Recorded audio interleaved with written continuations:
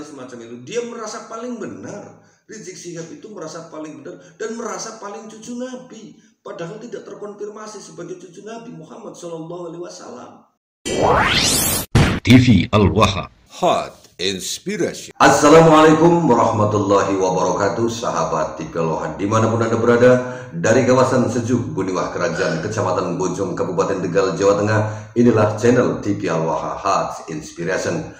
Kembali bersama saya dalam segmen acara Sorotan Bahril, menyorot dengan hati, membahas dengan teliti.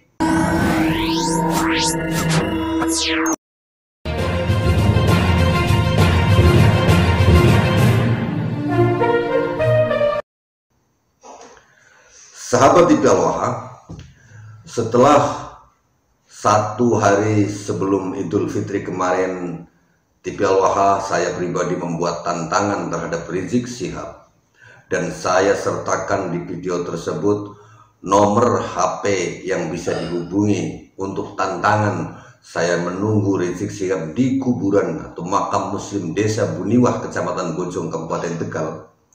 Hari-hari sejak video itu dipublikasikan sampai hari ini masih banyak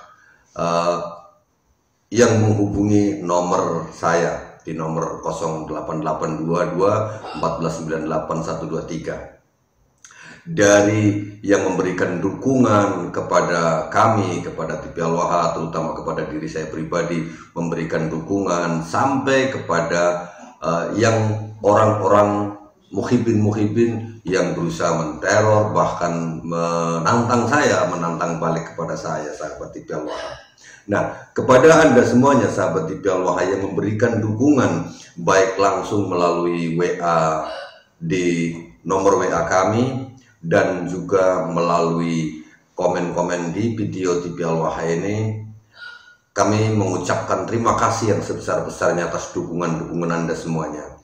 Dan mohon maaf sebesar-besarnya saya tidak bisa membalas satu persatu, sahabat TV Al-Waha, karena demikian banyaknya komen-komen dukungan yang dilontarkan oleh Anda semuanya kepada kami, khususnya kepada pribadi saya, Bahril Ulum, dan kepada Anda semuanya yang memberikan menghubungi saya berkaitan dengan tantangan saya terhadap Rizik Syihab. Dan mereka rata-rata dari apa yang mereka sampaikan kepada saya, mereka itu nggak mau mendengarkan apa yang saya sampaikan melalui sambungan telepon jarak jauh, sahabat TV Al-Waha. Jadi saya lebih baik memotong pembicaraan mereka ketika mereka ngomong bla bla bla bla bla, dan saya mau menjelaskan tapi mereka terus menyerang perkataan-perkataan saya. Saya tidak diberi kesempatan untuk menjelaskan. Jadi bagi saya itu menghabiskan energi dan buang-buang waktu saja. Jadi lebih baik saya putus saja. Jadi selalu saya katakan mohon maaf kalau Anda tidak mau mendengarkan saya, artinya Anda dalam posisi sebagai orang yang sombong. Nah, salah satu guru saya, Cak Nun, itu mengatakan, di peci kita, di kepala kita terpasang peci kesombongan kaum beriman. Kita membawa Islam itu seperti memegang laras senapan yang siap memuntahkan pelurunya, sehingga orang lain menjadi ketakutan. Nah, salah satunya adalah ini yang dari suku Pesema, dia marah-marah kepada saya. Kita dengarkan terlebih dahulu, sahabat TV Al-Waha. Suku saya ini suku, kamu tahu nggak? Saya ini suku Pesema. Suku Pesema itu kamu lihat sejarah. Berapa puluh tahun kami perang dengan penjajah dulu. Semuanya kalau bilang bicara perang dengan penjajah, semua suku itu mengalami. Nggak usah mengedepankan saya suku lah. Mental pengkhianat. Ya, nggak usah mengedepankan saya suku saya. Antum ustad ilmunya dari mana coba? Antum dapat gelar ustad itu ilmunya dari mana? Bersumber dari mana? Ambilnya susunannya apakah dari Rasulullah apa bukan? Kalau antum ambil ilmu dari Rasulullah, kalau antum tahu Rasulullah punya keturunan, kalau keturunannya aja antum tantang seperti itu, lalu minta syafaat Rasulullahnya gimana nanti? Pikirkan juga, kalau mau Indonesia ini damai, udahlah, ndak usahlah provokasi. Ini Ini ulama yang bicara, nggak usah nantang-nantang gitu. Kalau mau berhadapan nantilah, jangan dulu ke ulama-ulama, ke kroco-kroconya yang sampah kayak aku ini siap lah Denny. Saya mengenal Rizik Syihab, Habib Rizik Syihab. Bahkan saya pernah ngobrol dengan beliau secara langsung itu tahun 2001. Nah, beliau Ya. ngobrolnya keras nggak, lembut nggak? Tahun 2001 itu rasanya dia mengatakan pertama kali bahwa Gus Dur itu buta mata buta hati itu di depan saya. Ya. Ketika itu saya jadi wartawan kriminal. Saya mengatakan, saya menanyakan kepada beliau banyak hal, dan beliau berkata jangan pancing saya ke ranah politik. Tapi ketika saya berbicara tentang masalah Gus Dur, beliau justru bilang buta mata buta hati. Dan saya rasa kalimat buta mata buta hati terhadap Gus Dur itu pertama kali dilontarkan di depan saya. Di depan saya. Ya, antum tahu Lah, nggak? Anda sebagai orang Islam, Kenapa Habib Rizik bolehlah mengeluarkan gini. pernyataan seperti itu Gini, terhadap bro. Gus Dur? Antum tahu nggak itu sebabnya apa? Antum jangan lihat kata-kata itu keluar, tapi lihat sebab kenapa kata-kata itu keluar. Tahu nggak sebabnya apa? Sebagai seorang ulama, ya, yang dianggap sebagai seorang ulama besar, apapun masalah yang di belakangnya yang terjadi, kalimat-kalimat mengatakan Gus Dur buta mata buta hati sampai bermubahalah, apakah itu pantas dikeluarkan oleh seorang ulama? Sekarang antum Oke, sudah selesai belum? sudah. Ya. Mau dengerin saya nggak? Iya. Sekarang apa? Gimana? Apa yang terjadi semua itu? Kenapa Anda semuanya menganggap ada pembiaran dari pemerintah? Yang namanya pemerintah itu bekerja sesuai prosedur dan peraturan. Ya. Kalau andai kata rakyatnya tidak merasa punya kekuatan sendiri, ya tidak akan terjadi semacam itu. Khususnya di Poso. Gitu loh. Lah ini kemudian sebagai rakyat merasa punya kekuatan membentuk ormas, membentuk ini dan itu, terus berusaha melangkahi pemerintah, akhirnya terjadi chaos semacam itu. Ya. Jadi sebenarnya akibat kesombongan rakyatnya sendiri. Chaos yang mana maksudnya? Nah, ormas yang antum bilang itu berarti ormas yang dibentuk oleh Habib Rizik pernah membuat chaos yang mana? Coba. Lah iya kan, andai kata FPI tidak didatangkan ke sana, tidak kemudian ngajak perang, ya tidak terjadi perang. Jangan salah kalau antum berpikir seperti itu. Itu sudah 3 kali. Saya mau bilang, saya mau bicara. Anda mau dengerin nggak? Kalau saya mau bicara terus Anda potong-potong, ya berarti Anda nggak mau dengerin. Bukan EPI, salah kalau antum bilang EPI. Di tahun itu EPI baru berumur kalau nggak salah 1 tahun lebih kalau nggak salah. Karena EPI itu terbentuknya tahun 98. Ya, kejadian Poso itu di antara tahun 99 2000 apa 2001 kalau nggak salah. Nah iya, itu pas pada saat itu saya sudah ngobrol dengan Habib Rizik. 2001 tadi saya bilang. Ya, tadi saya bilang saya ngobrol sama Habib Rizik itu langsung tahun 2001. Tahun 2001 Anda di mana itu? Ketika itu ikut perang. Saya itu mondok waktu itu di Madura. Saya santri. Tadi saya bilang saya mau menjelaskan, Anda mau mendengarkan atau tidak. Saya baru bilang sedikit, Anda sudah potong. Artinya Anda nggak mau mendengarkan. Jadi ya silahkan Anda, pendapat Anda silahkan Anda pegang sendiri karena Anda tidak mau mendengarkan penjelasan orang lain. Saat saya ngomong Anda potong itu artinya Anda nggak mau mendengarkan orang lain, nggak mau mendengarkan pendapat orang lain. Makanya muncullah kesombongan-kesombongan semacam itu. Udah salah Pak, kalau Bapak bilang FPI yang bikin chaos, yang datang di Poso itu bukan cuma FPI, sudah saya jelaskan. Di situ banyak front-front jihad yang ada di Indonesia. Udah aku bilang. Lah siapa yang bilang FPI yang bikin chaos? Saya bicara, tadi saya bilang, Anda mau dengerin saya enggak?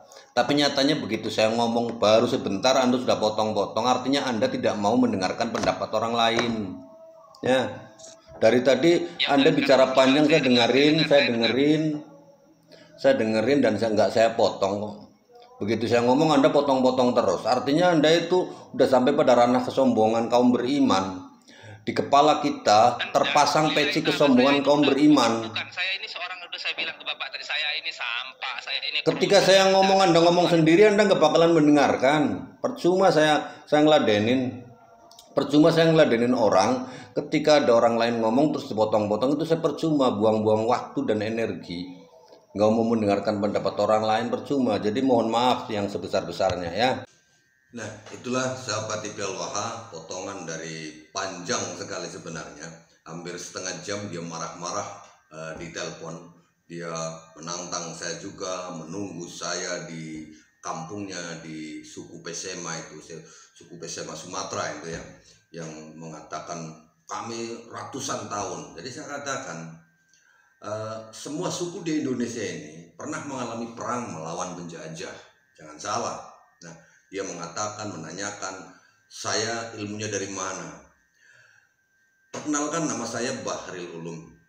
Saya salah satu alumni dari Pondok Pesantren Al-Asy'ariyah Kalibeber, Wonosobo, Jawa Tengah. Asuhan pada saat saya ada di sana, beliau Simbah Kiai Haji Muntaha Al-Hafidz. Ya, perlu Anda pahami. Kadang kalau Anda pernah main ke Taman Mini Indonesia, di sana di Taman Mini itu ada yang namanya Bait Al-Quran atau Museum Al-Quran. Museum itu didirikan karena guru kami Kiai Haji Muntaha Al-Hafidz itu menggagas dan menciptakan sebuah Al-Quran raksasa. Dan karena Al-Quran raksasa, Al-Quran terbesar di dunia itulah akhirnya Ibu Tien Soeharto membangun yang namanya Bait Al-Quran atau Museum Al-Quran di Taman Mini Indonesia. Beliau Kiai Haji Muntaha Al-Hafidz, penggagas Al-Quran terbesar di dunia dan juga pendiri dari Universitas Sains Al-Quran. Itu saya alumni dari sana ya, kalau Anda menanyakan itu. Nah, kemudian tadi Anda yang mengatakan bahwa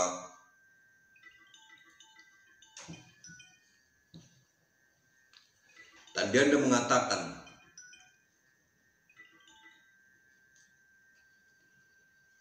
mengatakan bahwa Rizik Syihab itu keturunan Nabi Muhammad SAW. Bagaimana kita akan minta syafaat? Perlu Anda pahami, dan ini rasanya harus diulang-ulang penjelasan semacam ini, bahwa kami yang sedang berjuang dan ada di dalam perjuangan Wali Songo Indonesia Laskar Sabilillah bukan tidak percaya adanya dzurriyyah Rasulullah SAW. Kita sangat percaya karena itu sudah nas dari Al-Qur'anul Karim, di mana ketika ada orang-orang kafir yang mengatakan Nabi Muhammad itu adalah orang yang abtar, yang terputus. Kemudian Allah menurunkan surat Inna A'tainakal Kautsar. Itu kan sebagai asbabun nuzul, di mana orang-orang kafir mengatakan Muhammad al-Abtar, terputus silsilahnya. Tetapi kemudian turun surat Inna A'tainakal Kautsar. Itu kan asbabunnya begitu, bahwa keturunan Rasulullah itu tidak terputus sampai kapanpun, sampai bumi ini digulung dengan hari yang namanya kiamat. Keturunan Rasulullah akan tetap ada. Nah, yang terputus itu justru kalian semuanya, para kafir-kafir. Begitu tafsirnya. Nah, Habib-habib ini yang mengaku sebagai dzurriyyah Rasulullah, Anda masih mempercayai bahwa mereka adalah keturunan Rasulullah SAW. Dan ternyata setelah dilakukan penelitian dari berbagai macam disiplin ilmu, ternyata mereka adalah orang-orang kelompok yang tidak terverifikasi sebagai keturunan Nabi Muhammad SAW.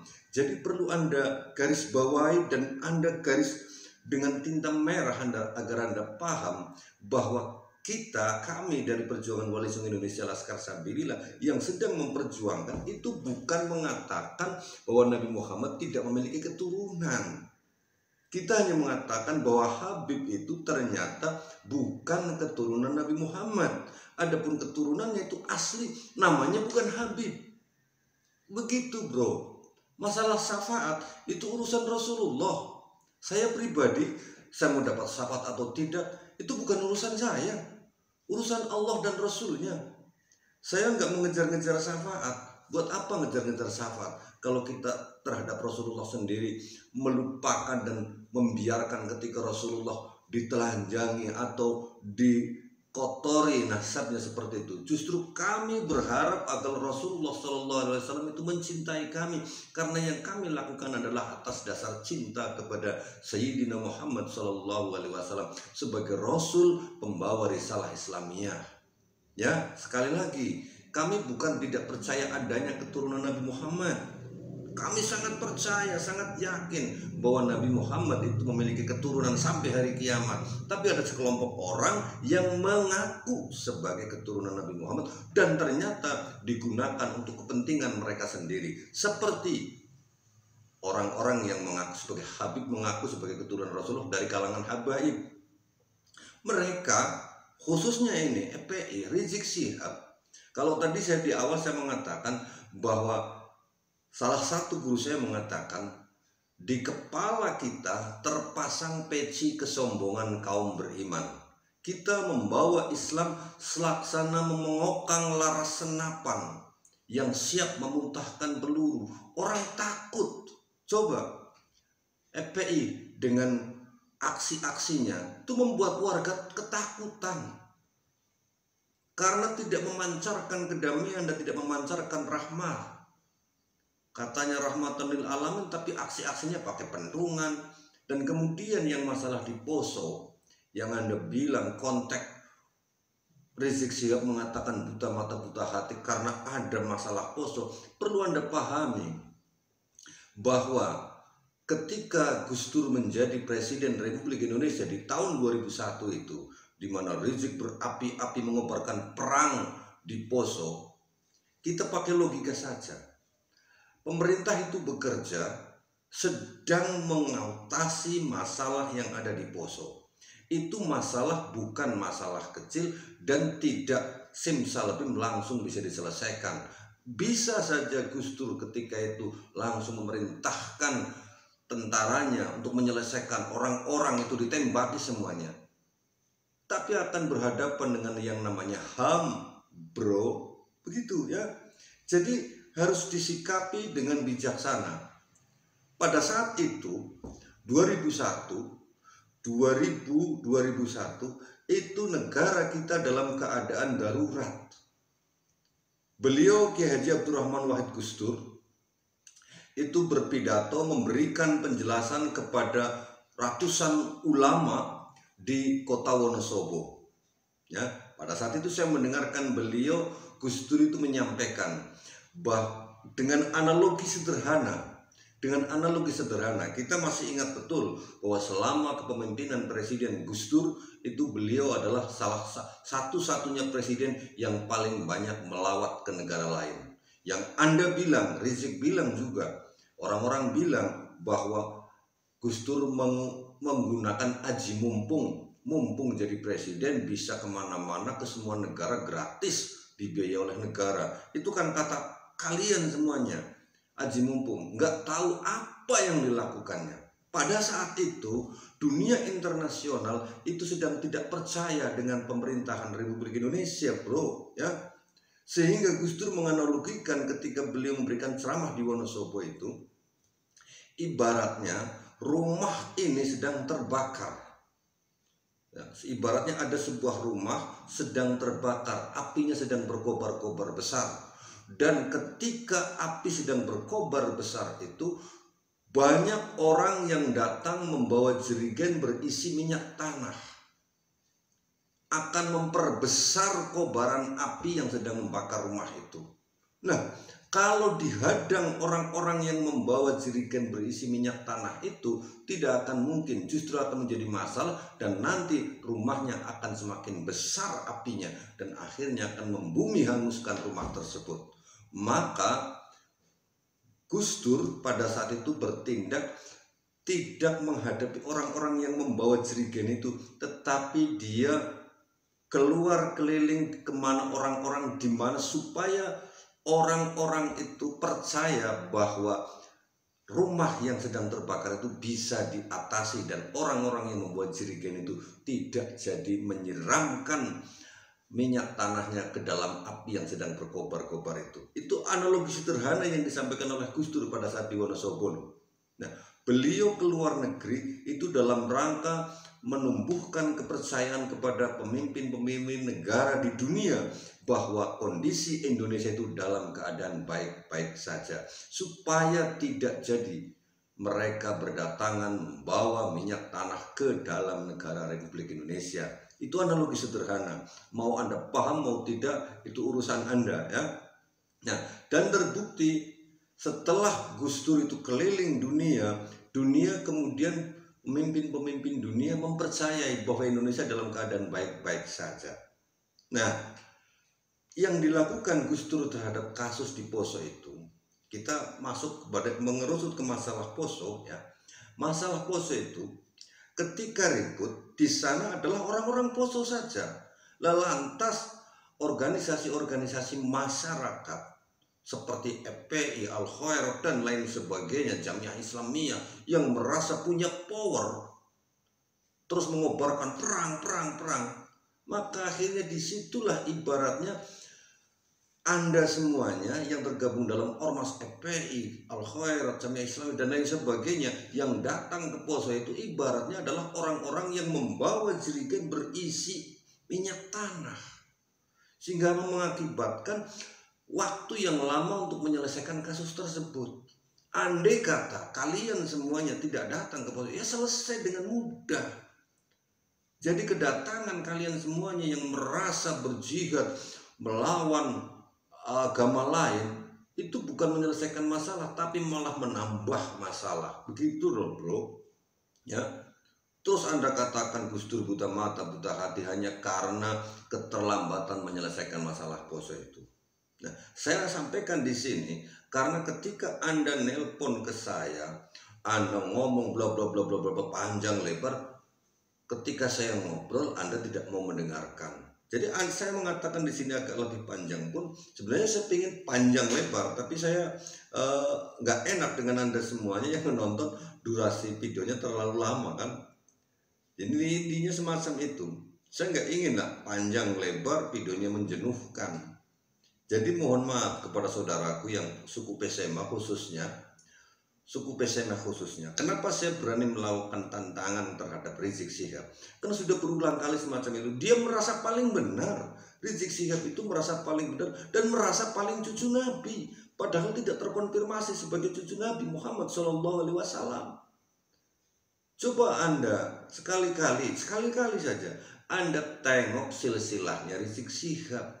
Anda teliti itu silsilahnya, kacau beneran.